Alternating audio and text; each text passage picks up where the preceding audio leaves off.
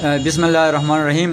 हाज़रीन, ये हमारा फ़ारूक साहब है, पटियाला गिलगित बल्तिस्तान के इंतहाई अहम और सीनियर रहनुमा। तो आज इससे कुछ पटियाला गिलगित बल्तिस्तान के हवाले से कुछ इन्फॉर्मेशन हमें चाहिए। तो फ़ारूक भाई अस्सलाम वालेकुम, सबसे पहले आपको चैनल में खुशामदीद कहते हैं हम। वालेकुम अस्सलाम, यू वेलकम। सर, आप हमें ये बताएं कि इस वक्त गिलगित बल्तिस्तान में सदराती जो दौड़ जारी है, इसमें कौन सा कैंडिडेट मुतवक्को सदर बनने के चांसेस है और किसको जनरल सेक्रेटरी बनाने के चांसेस है, कौन इसके लिए अहल है कौन ना अहल है। एक जनरल आप सवाल आप पूछ रहा हूँ एज ई पटियाला की हमदर्दी की वजह से। बड़ी मेहरबानी, बड़ा अच्छा सवाल पूछा। हकीकतन ये है कि पीटीआई में कौन जनरल सेक्रेटरी बनेगा या कौन प्रेसिडेंट बनेगा ये मैटर नहीं करता है। गिलगित बल्तिस्तान में जिन लोगों ने पार्टी बना के एक अच्छी पोजीशन पे ला खड़े किए, उसके बाद वहाँ पे इलेक्शन हुए। इलेक्शन होने के बाद नई एक काबिना बनी। पीटीआई गिलगित बल्तिस्तान के अंदर मैं समझता हूँ कि कोई दड़बंदी नहीं है। अलबत्ता पीटीआई के अंदर इस वक्त इंतखाबी सूरत हाल में जाने की वजह से पीटीआई गिलगित बल्तिस्तान में पैनल बंदी है। पैनल बंदी में हमारे पास जो हमारे सेक्रेटरी ज़राए बता रहे 35 कैंडिडेट कॉन्टेस्ट कर रहे हैं इलेक्शन, लेकिन उनमें से 6 बंदे जो है शॉर्टलिस्ट हो गए। 6 बंदों में मैं ये कहना चाहता हूँ कि गिलगित बल्तिस्तान के इंतहाई मायनास लोग हैं, बड़े अच्छे लोग हैं, पीटीआई के लिए वक्त देने वाले हैं, कुर्बानी देने वाले हैं।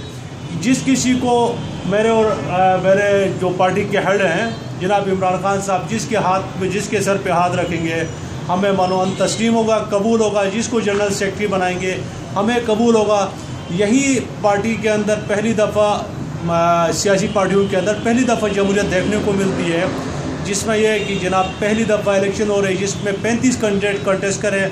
हालांकि पीपल्स पार्टी हो या नून लीग हो या मजहबी जमातें हो, वहाँ पे एक आदमी का नाम चॉइस होता है, उसको ही सदर बनाते या अमीर बनाते हैं। हमारे पार्टी के अंदर मेरे जैसे नाचीज़ को भी मौका मिलता है इलेक्शन लड़ने के लिए। ग्रास रूट पे काम करने वाले वर्कर को भी मौका मिलता है कि सूबाई लेवल पे ओहदा लेने के लिए। ये इंतहाई पार्टी के लिए बड़ी हौसला अफ़ज़ा एक तरीक़ाकार है। इससे पार्टी के जो ग्रास रूट पे काम करने वाले वर्करों को बड़ी हौसला मिली है, जो कि हम उम्मीद रखते हैं। सर, माजरत से मैं आपसे एक और इसका बात को टोक रहा हूँ। आपने कहा कि जमहूरी अंदाज से जो है यहाँ पे वोटिंग हो रही है। सर, जमहूरी अंदाज पे अगर वोटिंग हो जाती तो यहाँ 15 दिन और 1 महीने के अंदर इसका डिसीजन हो जाती। इस वक्त आपके इन्फॉर्मेशन के लिए मैं बताऊँ, गिलगित बल्तिस्तान के कारकुनान इंतहाई परेशान और मायूस कुन हालत में बैठे हुए हैं, क्योंकि जी भी गिलगित बल्तिस्तान के जितने ज़िले और सूबाई जो अपना लीडरान साहिबान हैं हमारे, तो वो सारे इस्लामाबाद में पड़ाव डाले हुए हैं। वहाँ लोड शेडिंग के अजाब है, रोड के मसाइल से, फूड के मसाइल से, बहुत सारे मसाइल है। इन मसाइल का सोमन नोटिस कौन ले लेगा? सर देखिए, हम वर्करों के जज्बात की कदर करते हैं। वर्कर ही पार्टी के असासा होते हैं, लीडर पार्टी का असासा नहीं बल्कि वर्कर पार्टी के असासा होते हैं, जो ग्रास रूट पे फुटपाथों पे खम्भों पे चढ़ के हमारे झंडे लगाते हैं, चौकिंग करते हैं, नाराबाजी करते हैं, अपने करियर को तबाह करते हैं, पुलिस FIRs करते हैं, अरेस्ट करते हैं, जेल सलाखें बर्दाश्त करते हैं, कोर्ट कचहरी बर्दाश्त करते हैं। उनकी जज्बात की अगर कोई कदर नहीं करता तो शायद मैं उसको लीडर तो क्या, मैं उसको सियासी वर्कर नहीं समझता हूँ। जहाँ तक आपने बात की कि जनाब 15-20 दिन में या 1 महीने के अंदर इसके इंतखाब अमल में लाया जा सकता था, वो आपकी बात दुरुस्त है। लेकिन किसी भी पार्टी के अंदर, किसी भी जमहूरियत के अंदर इंतखाबात का अमल जो है 90 दिन का होता है। तो अभी हमारे 90 दिन पूरे नहीं होंगे। जब 90 दिन पूरे होंगे तो इंशाल्लाह आपको अच्छी रिजल्ट मिलेगी, अच्छे इंतखाब होगी इंशाल्लाह इमरान खान साहब की तरफ से।